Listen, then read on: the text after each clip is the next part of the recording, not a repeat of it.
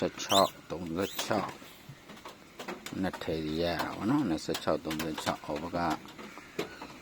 6 16ဗောနော်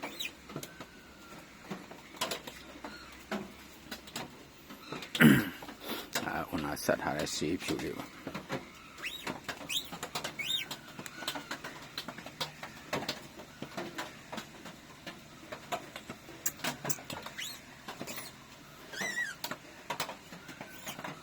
ရောင်းက6ပါ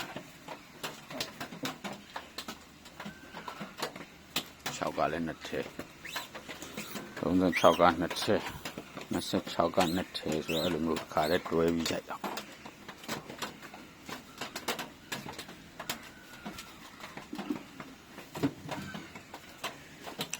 နံပါတ်စိုက်ပြီးခွဲထားတာပေါ့ဒါတော့ရရမယ့်ဟာစိုက်ပြီးခွဲထားတယ်စိုက်နေတယ်ပေါ့နော်